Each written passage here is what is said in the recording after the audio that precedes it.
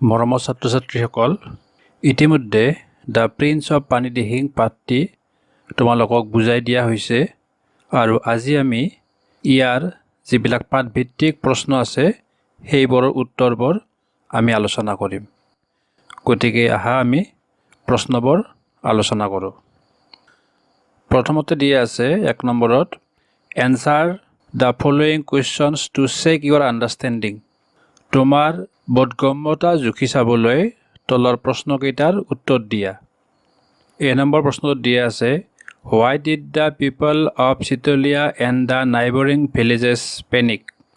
চিতলীয়া আৰু ওচৰৰ গাঁৱৰ লোকসকলে কিয় ভয় খাইছিল? ইয়াৰ উত্তৰটো হ'ব all the people in Chitalia and its surrounding villages were panic because the water of Brahmaputra river was continued rising due to heavy rain.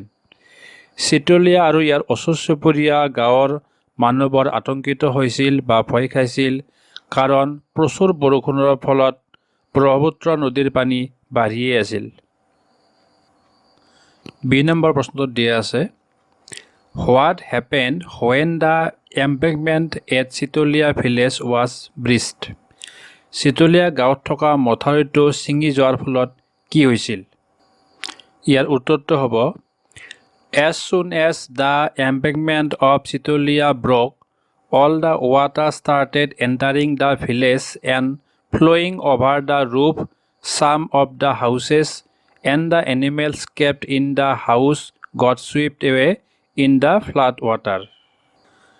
চিতলীয়া গাঁৱৰ মথাউৰিটো ভঙাৰ লগে লগে সেই গাঁওখনত পানী সোমাবলৈ ধৰিছিল আৰু কিছুমান ঘৰৰ মুধচৰ ওপৰেৰে পানী বৈ গৈছিল আৰু ঘৰত থকা বা ঘৰত প্ৰতিপালন কৰা পোহনীয়া জীৱ-জন্তুবোৰ পানীত ভাহি গৈছিল।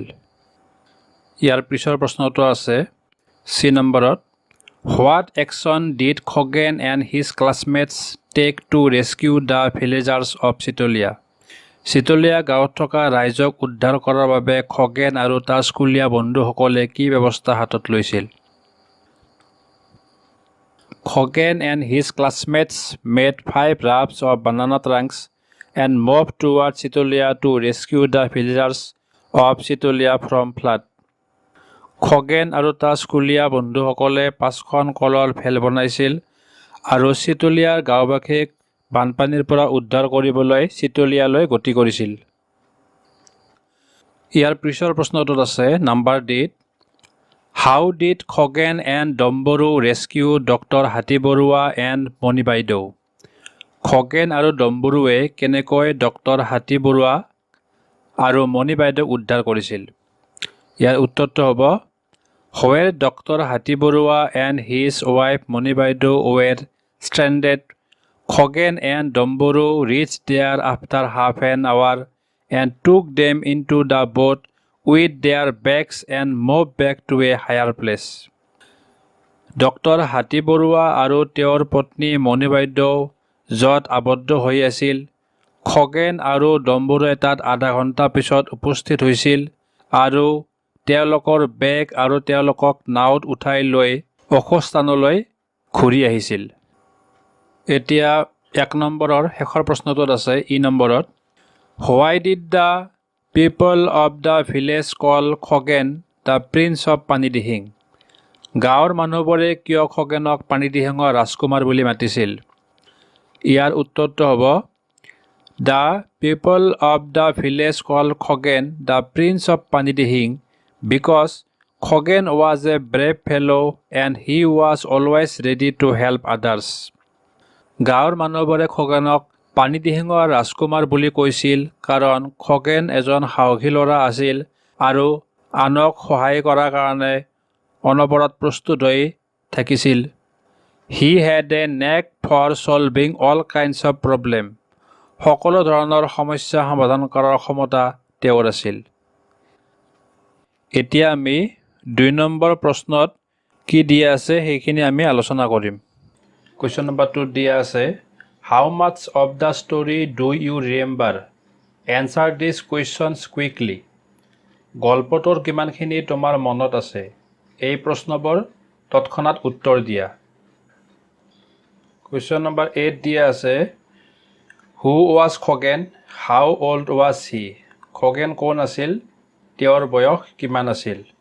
Khagen was a student of Nitai Pukhuri college, he was 17 years old. Khagen Nitai Pukhuri মহাবিদ্যালয়ৰ এজন ছাত্ৰ আছিল, তেওঁৰ বয়স 17 বছৰ আছিল। Question number B. It rained heavily all week. What was the result? গোটেই সপ্তাহটো প্ৰচুৰ বৰষুণ দি আছিল, ইয়াৰ পৰিণাম কি হৈছিল? Answer. Due to heavy rain, the water level of Brahmaputra continued rising and the embankment at Sitolia village was breached. প্ৰচুৰ বৰষুণ দিয়াৰ বাবে ব্ৰহ্মপুত্ৰ নদীৰ পানী বাঢ়ি আছিল আৰু চিতলীয়া গাঁৱৰ মথাউৰিটো ছিঙি গৈছিল। Question number C. In moments, huge waves of water broke into the villages. What is this situation called? মুহূৰ্ততে প্ৰচণ্ড পানীৰ ঢৌৱে গাঁওখন বুৰাই পেলাইছিল। এই অৱস্থাটোক কি বুলি কোৱা হয়? This situation is called flood disaster. এই অৱস্থাটোক বানপানীৰ দুৰ্যোগ বুলি কোৱা হয়। Question number D. Khoghen, you have saved our lives, given us a new life. Who said this? Why did he say this? Khoghen, তুমি আমাৰ জীৱন ৰক্ষা কৰিলা, এটা নতুন জীৱন দিলা। কোনে এইখিনি কৈছিল? তেওঁ কিয় এইখিনি কৈছিল? Answer. Dr. Hatiburua said this when Khoghen saved their lives from the flood. Doctor Hatibaruah এইখিনি কৈছিল যেতিয়া খগেনে বানপানীৰ পৰা তেওঁলোকৰ জীৱন ৰক্ষা কৰিছিল। নেক্সট আমি কুৱেশ্যন নম্বৰ 3 লৈ আহোঁ। Complete the following sentences in your words. তোমাৰ নিজৰ কথাৰে তলৰ বাক্য কেইশাৰী সম্পূৰ্ণ কৰা। The water rolled over some of the housetops and ইয়াৰ উত্তৰটো হ'ব The water rolled over some of the housetops and there were cries and wails of the people and the mad bellowing of the livestock being swept away. B number. By the time the people of Sitolia were evacuated. Answer. By the time the people of Sitolia were evacuated to the high grounds of the school building. Question number C. Half an hour later, the boat reached the doctor's house. Answer. Half an hour later, the boat reached the doctor's house in narrowly missed crashing into the railing of the veranda of the doctor's house. Question number D. The boat took a U-turn now and Answer. The boat took a U-turn now and it began to move swiftly with the current. Question number E. Domboru and 2 other men somehow managed to catch. Answer. Domboru and 2 other men somehow managed to catch hold of the capsized boat that had almost been swept away. 3 নম্বৰত দিয়া আটাইকেইটা খালী ঠাই যিহেতু মূল পাঠৰ পৰা হুবহু উঠাই দিয়া হৈছে, সেইবাবে তোমালোকৰ লগত অসমীয়াত এইখিনি আলোচনা কৰা নহ'ল, যিহেতু আমি ইতিমধ্যে অসমীয়াত পাঠটি ভাঙনি কৰি লৈছোঁ আৰু তোমালোকে আগৰ ভিডিঅ'ত অসমীয়াত ভাঙনি শিকিবলৈ পাইছা।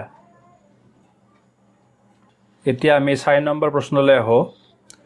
কুৱেশ্যন নম্বৰ 4 দি আছে read the following, use the clues to write a summary of the situation of Panidihing to be published in the local newspaper. Give a suitable title. তলত দিয়াখিনি পঢ়া, আভাসবোৰ ব্যৱহাৰ কৰি পানীদিহিঙৰ অৱস্থা স্থানীয় বাতৰি কাকতত প্ৰকাশ কৰিবলৈ এটা সাৰাংশ লিখা। এটা উপযুক্ত শিৰোনাম দিয়া। It rained heavily.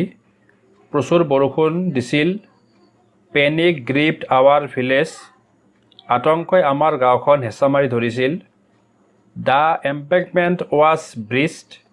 মথাউৰিটো ছিগি গৈছিল। Villagers took shelter on housetops. গাঁওবাসীয়ে ঘৰৰ মুধচৰ ওপৰত আশ্ৰয় লৈছিল। Villagers from neighboring villages rushed to help. চুবুৰীয়া গাঁৱৰ গাঁওবাসীয়ে সহায় কৰিবলৈ দৌৰি আহিছিল। The civil authorities were also informed. অসামৰিক প্ৰশাসনকো অৱগত কৰোৱা হৈছিল। In no time, rafts and boats were made ready. কম সময়ৰ ভিতৰতে ভেল আৰু নাও প্ৰস্তুত কৰি তোলা হৈছিল। Hundreds of villagers were rescued along with their livestock. শতাধিক গাঁওবাসীৰ লগতে তেওঁলোকৰ পশু সম্পত্তিবোৰকো উদ্ধাৰ কৰা হৈছিল। গতিকে ওপৰত দিয়া যিবিলাক আভাস আছে সেই আভাসবোৰ ব্যৱহাৰ কৰি আমি চিতলীয়াৰ বানপানীৰ সাৰাংশ হিচাপে আমি এনেদৰে লিখিব পাৰোঁ। আমি শিৰোনামাটো এনেদৰে দিব পাৰোঁ, ফ্লাড ইন পানীদিহিং, অৰ্থাৎ পানীদিহিঙৰ বানপানী। মে 9, মে মাহৰ 9 তাৰিখ। Due to heavy rain the Brahmaputra rose up and panic grip the village of Chitalia. প্ৰচুৰ বৰষুণ দিয়াৰ বাবে ব্ৰহ্মপুত্ৰ নদীৰ পানী বাঢ়িছিল আৰু চিতলীয়া গাঁৱত আতংকই হেঁচা মাৰি ধৰিছিল।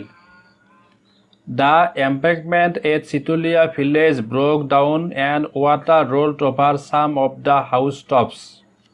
চিতলীয়া গাঁৱৰ মথাউৰিটো ছিঙি গৈছিল আৰু কিছুমান ঘৰৰ মুধচৰ ওপৰেদি পানী বৈ গৈছিল।